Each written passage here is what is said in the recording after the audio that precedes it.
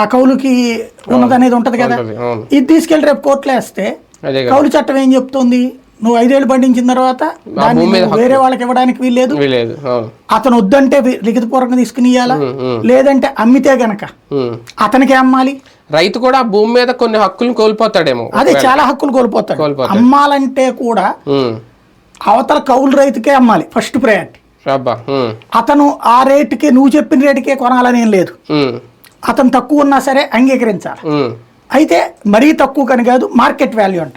Market వాల్యూకి original వాల్యూకి ఎంత తేడా ఉంటుంది. రెండవది అలా కాదు, అతను చెల్లించలేని పరిస్థితుల్లో కౌలు రైతు ఉంటే 5 ఏళ్ళు 6 ఏళ్ళు టైం ఉంటుంది. ఏడాదికి ఎంత అతను కడితే ఒప్పుకోవాలి. ఇలాంటి చట్టం వల్లనే అసలు తెలుగు రాష్ట్రాల్లో కౌలుకి సంబంధించి ఎదురవుతుంది. మరి మిగతా రాష్ట్రాల్లో కూడా అదే చట్టం అమలు అవుతుందా, అక్కడ ఏమైనా మార్చుకున్నారో తెలియదు. అందువలన ఇప్పుడు ముందు కౌలు రైతుల చట్టం మార్చి ఇట్లాగా ఎవరు పండిస్తుంటే వాళ్ళే అక్కడ వాళ్ళకే కౌలు కింద వర్తిస్తుంది, కానీ వాళ్ళకి ఏ హక్కు ఉండదు అని చట్టం చేయాలి.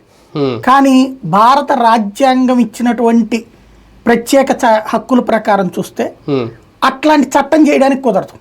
సహజ న్యాయ సూత్రకు విరుద్ధం. ఎందుకని సహజ న్యాయ సూత్రం ఏం చెప్తోంది, దున్నేవాడిదే భూమి అనే సామాజిక న్యాయాన్ని ఇందులో ప్రొజెక్ట్ చేయబట్టినే కౌలు రైతుల చట్టం వచ్చింది. కాబట్టి ఆ సూత్రాలకి విరుద్ధం కాబట్టి అది జాతీయ చట్టం అవుతుందేమో, మరి అవి మారుస్తారా?